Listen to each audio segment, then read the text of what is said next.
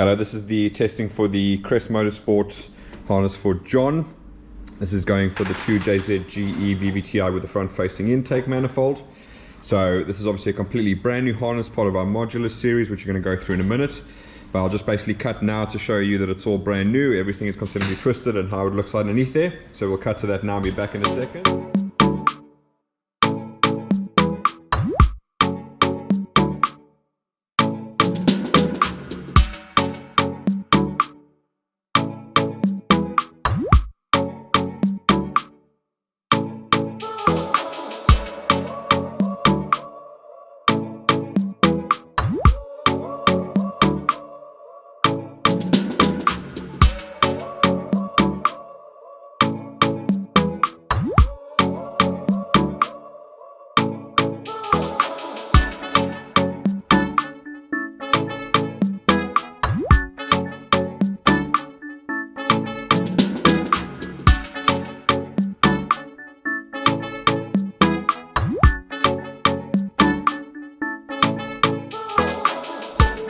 Fantastic. Alright, so now you know what it looks like underneath there. So let's start going through it. We're going to work from one side and work our way to the other side there, showing you how the system works, and you'll see all these sub harnesses that we've got over here and explain exactly how that all works. So we've got our ECU over here, we've got our fuse box over there that takes care of all the powers. You've got your customer plug over here, which is a nice simply to install. We've got our auxiliary plug over here, so any sort of unused inputs and outputs come to here, along with a 5-volt and a sensor ground, just so you can add sensors and so on if you wanted to, over and above what's already in the harness.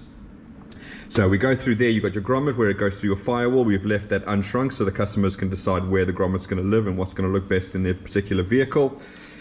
Coming up over here, we've got our first breakout at this point over here. Now this is where we have our injector sub harness, we have our wideband oxygen sensor sub harness, and we have our ignition sub harness. Okay, coming along here, our next breakout over here is to go to our cam sensor over there, which is obviously a permanently placed thing, so we don't need to worry about putting that onto any sort of modular harness. Then we've got our earthing point, which obviously in this case with the front facing intake manifold is going to go up here, actually bolt onto the intake manifold, or it can go down, or it can bolt onto the head there, wherever you want it to. And I nearly forgot, but obviously we do have the earth for all the coils. Okay, and I'll explain that in a second when we go into detail about that particular one. And then coming further along here, we've got another breakout here, and this is where the plugs will go down the actual intake underneath to come underneath over here. And for this one, we have got a throttle harness, so it's obviously a bit bright, but yeah, so we have a throttle harness over there. We've got a knock sensor harness over there. We've got a fuel pressure sensor sub harness over there, and we've got our oil sub harness over there. And then along down here, we've got our starter solenoid harness, which obviously goes down through there and then plugs into the starter over there. So we'll just leave that as for now. All right, coming along here, then we've got our breakout point here, and that's where our VVTi solenoid comes along. So that breaks out there. And then following down here, then we've got our little breakout section at the bottom here. So we've got our crank sensor, which again is a permanent feature. That's why it comes with a connector. We've got our alternator, because all of these come with this type of alternator, apart from the very early generation ones, in which case we can make you an adapter from this to a round plug.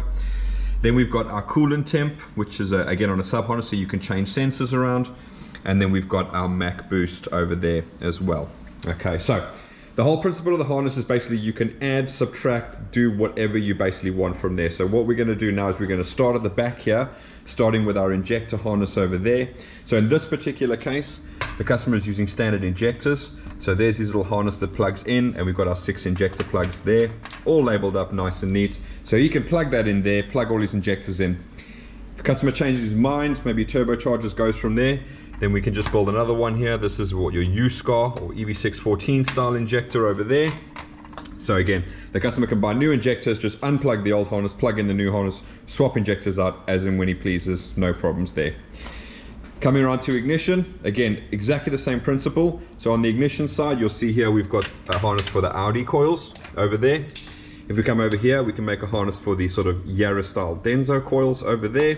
Nissan R35, whichever one you want basically. And the whole idea is the reason we put the earth actually in this harness over here is when you do want to remove all of the injectors, you can effectively unplug here and you can pull all of the, coils. You can unplug here and you can take all of the coils out without having to disconnect them, which is the biggest killer of connectors in terms of cycles, in terms of putting on and taking off again. unplug that, take all your coils out, and then go to the bench, change the spark plugs, come back, put all of them back in, and just plug one plug back in there. Nice and easy. All right, same with the wideband. So again, this can be adapted for either a LSU 4.2, it can be done for a LSU 4.9. Now this one is obviously specifically built for a ECUMaster Black. We will be releasing, and we're still busy with it now, a JZ Modular has a firewall connector designed for any ECU and any particular harness setup. And in that case, something like this would have a 12 volts and a ground in it. So you can actually then use a CAN lambda, like with a link or something like that. So again, nice and useful there. But again, you can unplug it. If you don't use these, we basically supply caps that go over there just to keep them waterproof. And then when you do have to use them, you can just pull those off and you can buy a sub harness for whatever you want to add on there. Okay. Right, so coming down the front over here. So again, we've got our coil a cam sensor coming out there. That's all fine. So we'll start over here at our throttle plug over there. So what we've included in here is the ability to run all the JZ throttle bodies. That includes the drive-by-wire, because it includes all the clutch wiring and drive-by-wire motor and everything. If it's an older generation, like this one's going to be using a idle control valve, like on a JZX100. So again, we can repurpose those wires in there. But if the customer ever wanted to change to drive-by-wire, all you'd have to do is just buy a little sub harness. He could put a Bosch throttle on, he could put a JZX 110 throttle body on, or a JZX 175, or a 2JZ GE VVTi if you wanted to have drive-by-wire. So again, nice and simple. You can make a change whenever you want without having to go and buy a whole new harness again or make any sort of adaptations. Fuel pressure, again, this is relatively straightforward. So you can put your fuel pressure sensor on there, and then coming over to the oil, which is this one over here. Now with the oil, what we've included in here is the ability to put an oil pressure switch, which is what comes standard. We've got the ability to put an oil pressure sensor and an oil temperature sensor. Okay, so in this particular case, he just wanted an oil pressure switch. So you've got your 6-pin plug there, but everything is wired to the ECU. So effectively the customer could at a later date just come along, buy a separate sub harness that would be able to do oil pressure and a switch, or oil pressure and a temperature and a switch, or just oil pressure and a oil pressure sensor itself. Okay, right, coming on to the NOx sensors over here. So what we've done is here is we've built allocation for you guys to use either the wideband or the standard NOx sensors.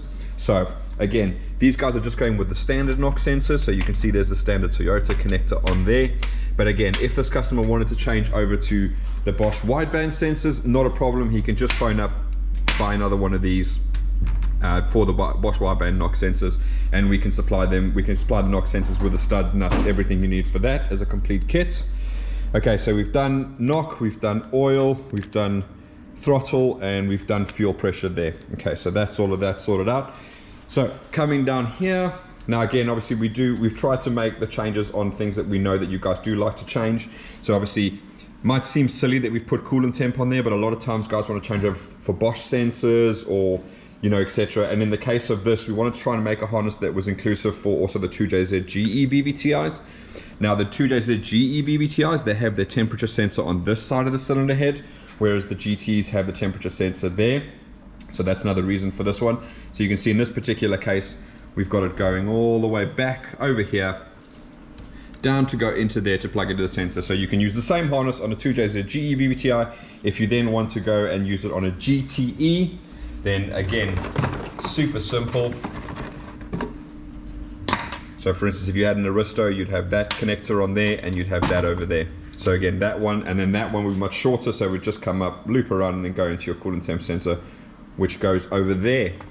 So again, really nice and simple. And then we have your Mach boost valve over here. So again, we put it over here, and we can either build it like in this case. There's his Mach boost sensor over there. It's got about a 45 centimeter harness on, which makes it quite long, and you can fit it close to the turbo over here. If you wanted to, we build extension harnesses so we can extend it 20, 30, 40, 50, 60 centimeters, however long you want. Just phone us up and we can do that for you over there as well. Okay, so that's obviously how it works, how it all goes through. So what we're going to do now is we're going to cut, because I've obviously had to take the whole thing apart so you guys can actually see where everything goes. So what we're going to do now is we're just going to go into testing everything and plug in the laptop and go through all of that. and then obviously test the guy's Bluetooth module, which is going to be over there through the laptop. And then what we'll do finally, we'll get it up and running. We won't be using the Audi coils because they don't fit underneath the throttle on a 2JZ GE VVTi engine, so we'll be using the standard coils, and that's simply because the ECUMaster can control these coils without an igniter on. So that's what we'll be testing on, and we'll be testing the drive-by-wire over there. And what we'll be doing is getting an idle control valve to make sure that works, because as you can see from his throttle harness, which is over there, we've got the throttle plug over there, so we've got his idle control valve over there, TPS over there, and we're using a Bosch IAT temperature sensor over there as well. Okay, so I'm going to cut now. When I come back, we'll go through the testing procedure, and then we'll start her up and go from there. All right, guys, so give me a minute and we'll be back with you now. Right, so we're back with John's harness. So now we've got everything wired up, and we're actually going to be starting the engine over here. So just to go through, we just provide a client plug for you guys to plug in and connect. And effectively you've got two reds, which are permanent 12 volts. You've got a gray, which is the power to actually power a fuel pump. We've got your yellow, which is a tachometer signal coming from the ECU. We've got a yellow with a black tracer, that's for oil pressure. That's only used if you're using the oil pressure switch sub harness on our system over there.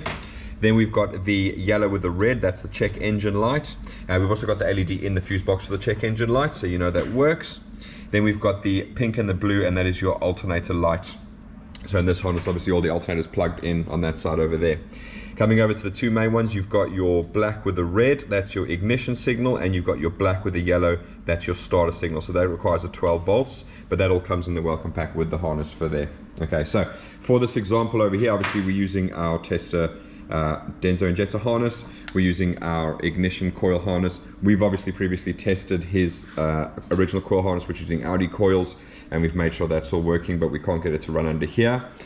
We've also got his throttle harness plugged in, so we're making sure his idle control valve will work, his IAT sensor will work, and the TPS works.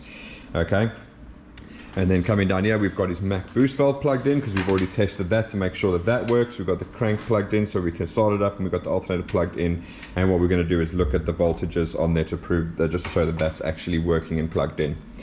Right, so nice and simple. We've already been through the whole harness and how it goes, so I'm not going to go through all of that. But we've got to have the fuel pressure connected over there to make sure that that works, and we have tested that out already. So for now, the exciting part, what we're going to do is actually fire it up. So all I'm going to do is supply 12 volts. So that, you'll see the idle control valve is making a noise there as she opens up, ready to start. And we're going to go from there. And now we see, oh, we've also got his Bluetooth CAN device. So as you can see now, I've got real dash open up over here. You can see we're getting 76 degrees coolant, 32 air temp, and that should be map sensor, but obviously it's not 105. Right, so what we're going to do now is fire her up. We'll go over to the dash and check that out. You can see we've got the check engine light on in there to prove that that's obviously working. We've connected power and we've connected our fuel pump to that. So everything is working through the system as if it was plugged into the car.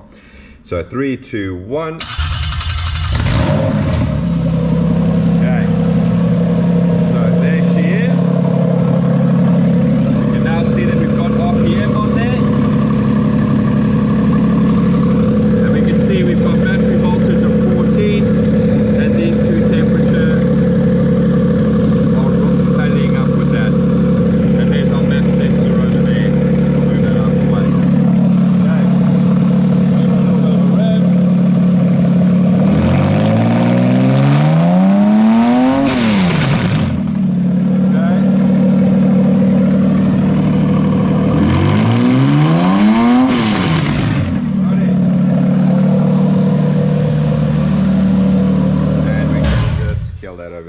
Okay, so we're happy everything works. We've tested all of his little sub harnesses. We know that they all work, and we're happy with that.